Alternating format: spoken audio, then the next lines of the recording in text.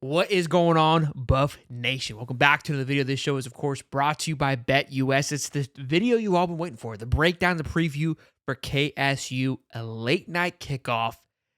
I've got some interesting stuff here. I like the Buffs, but you already knew that. But let me tell you why. Roll the intro. I flushed my juice down in the club. Good to see you, boys and girls. Welcome back, ladies and gents. First of all, criminal to have this game at 10:15 Eastern Standard Time. I'm telling you right now, I might have to take a nap midday to be prepared for this game at the end because we like to do the little halftime report, little post game presser here. Okay, let's get rowdy with it. Here's the kind of the timeline headed into this game if you guys want to keep up to follow along here. But again, 8:15 p.m. that is Mountain Standard Time again because of course this game is at Boulder. So we will see how it all shakes up and breaks down as they go against KSU. Here's the thing. We've been here with Avery Johnson. We hear all these things. You know what we do? We break it down by the numbers here. We look at the chart, offense, defense, etc. All of these things. Joel Klatt, mind you. Weak pick. Okay? Covers 4, right? Spreads +4. He said, I like Colorado to cover 21-20 KSU. That's a weak pick. I mean, pick with your gut, okay? But he also stated, he goes, I believe KSU is the best team in the Big 12. What does that tell you? Well, if Colorado takes down KSU, then Colorado is is the number one team in the Big 12. I would say BYU, who beat KSU, who's undefeated, is arguably the best team in the Big 12. But some would argue that game got out of hand within a minute and a half. BYU put about 20 on Kansas State and could never really recover from that. Speaking of what's interesting about that, on the road, KSU this year is 1-1. They played, of course, BYU, got blown out 30-9. Then they went on the road against Tulane and won 34-27, but were down 20-10. You do with that with what you will.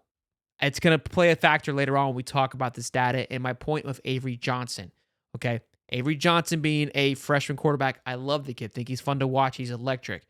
Just like Nico from Tennessee. These guys are electric. Dylan Raiola, they're fun to watch. But with the youth, right, it comes an opportunity to expose those things. And I think as the season goes on, that youth will start to rise a little bit more. Not negatively, just people will learn to expose it and take advantage of it. And that's what we're going to look for in this game, which, of course, Kansas State is favored by 4 points. I've been smashing the money line. Love the over on this game as well. When you go to BetUS.com and use the code YouTube150, you get back 150% on your first deposit, then 125 on your next two, up to $2,000. We haven't missed, I don't think, all season with the spreads, lines, etc. The only one I think we lost was Nebraska. That was an ugly one. Let's keep it a buck. That one was an ugly one. But I think I want to say they've covered almost every time. Okay. The over here, like I said, 50. I'm liking like a 38-30 game, 38-27 maybe. Okay. Easy cover on that one. Easy cover. But let's get into the numbers. Let's get into why we're here. Let's get into the juice. Right off rip. If you watched last week's show or 2 weeks ago with UCF, I keep my templates together. Here's what's interesting. That right side didn't change, meaning those same boxes stayed green. And the same boxes for Colorado stayed green. Off the rip, what does that tell you? You're playing the same damn team. You're playing a run-heavy offense who rushed for 300 yards last week against Oklahoma State, rushed for over 250 yards before that, which is exactly what UCF was doing headed into this game. Okay? What's the rushing offense? Oh, number 7 in the country. UCF was number 3 when Colorado played them. Okay, very similar there. Offensive ranked, I think UCF ranked top 10 in the country when they played them. They're 43rd. Colorado is slowly creeping up defensively. This defense is rated higher than UCF, but not by much, if I don't recall. Passing offense, we know this. 9-108. We hear all these things about Avery Johnson. Well, why is their passing offense 108? Because he hasn't thrown over 200 yards but one game. Averaging about 170 yards a game thus far. Not hating on him. That's just a matter of fact. Because why? Likes to use his legs. And also likes to hand the ball off. Okay? He's dynamic, though. So the hand. His completion rate's through the roof. Got a QBR, I think he ranks 30th in the country. I think 70.6. He's, again, get him into a rhythm. He's comfortable, can attack you. And, of course, he can attack you with his legs. Why is that similar? That's exactly how UCF got it done. I think Avery Johnson's a better quarterback than KJ Jefferson, a.k.a. the linebacker. I know some people got offended by that. That was not to be an offense. It's just, he's just a big dude that just likes to run people over. Okay, he doesn't throw the ball very well. All right. In the secondary, Make Avery Johnson throw it. This is going to be one of the best secondaries that he's faced his entire career thus far. Force him to make decisions. Make him see ghost. Control the pocket like they did with KJ Jefferson, okay? Keep him contained. Don't worry about bringing too much pressure and forcing him to roll out to destroy you with his legs. That's what you do not want to do. And break down the run. Like I said for the UCF game, Avery's going to get his yards, and they're going to run the ball. That's what they do, okay? That's their focus. Where they're able to elevate themselves and pull away from teams is because Avery Johnson can still sling the rock. Don't get it twisted. He's not just a noodle back there. The kid can throw it. But you want him to make mistakes. The sooner you can get him to make mistakes, the better off you can be. And Colorado has the ability to put their teeth in you and score quickly and score fast. And when you're able to do that, and Kansas State has to play out of their rhythm and play catch-up mode, that's where Colorado can take full advantage. Okay? Another interesting fact here, passing defense. UCF had a crappy passing defense. I think worse than Kansas State. I told you their DB sucked. Kansas State's in the same boat, ranking 100th. There is that what you need. A top passing offense in Colorado versus a dog water passing defense in Kansas State. They're on the road. Again, there's history of Avery Johnson, Kansas State struggling on the road. They only played twice on the road. This is going to be the third game coming off a bye.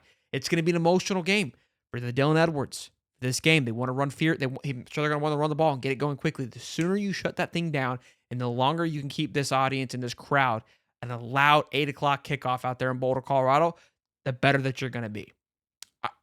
Listen, things are matching up. What would concern me right now is for Colorado, who they'd be going up against would be an Iowa State. That team I don't know too much about. They play a very defense, boa constrictor-like style of football, which no matter how good you are, that can catch people on their back, right?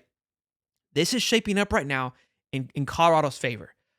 I know these numbers, again, these numbers aren't to say, hey, it's over and done with, because they're also skewed a little bit given on who they've played, but it can paint a picture, can give you an idea, give you what you're looking for. Then obviously we break it down a little bit more. One thing that was big for UCF is the red zone offense was atrocious. Kansas State's red zone offense is pretty solid. I think it ranks 21st in the country. Colorado, however, still ranks a top red zone defense in 7. So those things are those are kind of what I like to focus on as well, because numbers can be inflated when you get down to the nitty gritty and it's time to score. Who can get it done, and that's what those numbers tell me. So on paper, this paper we have right here, sure, is it a little intimidating? I don't think that it is, but obviously you got more green on one side than the other. The same thing happened for UCF, and we know how that game played out, and it played out because of everything that I just said. I think this defense of Colorado has an identity, which it struggled to have last year. Offensively, seems to be a poetry in motion right now, really clicking on all cylinders. Shador seems comfortable back there. This offensive line is finding a rhythm. It'll be interesting to see. And I think the UCF defensive line was disgusting as well. This Kansas State defense, I haven't seen too much. I think Arizona, if able to move the ball a little bit better, I think Noah Fifita, I believe, Arizona quarterback, that was a great game. They were unable to move the ball and score effectively. Their red zone was not there for Arizona, but Arizona was in that game for a very long time. I think Colorado's better than Arizona. So a lot of people are watching this game come Saturday night. I think it's going to tell a lot about the Big 12. We've known this for quite some time. If you think it's been loud this past week for Colorado, buckle up. Okay, this game's gonna put it on the hinges, to say the least. So I hope you guys enjoyed that content. Let me know your thoughts down below on all these on this game, on the entire outlook of the Big 12. It's gonna be a wild weekend. Not just that game. We've got Oklahoma, Texas. You got LSU, Ole Miss. It's gonna be a blast. Oregon, Ohio State. I mean, we are being spoiled week after week after week, and we thank you, college football, and we thank you. Smash the like button, subscribe. This show, of course, is brought to you by BetUS, and I'll see you on the next one. Peace and love, baby.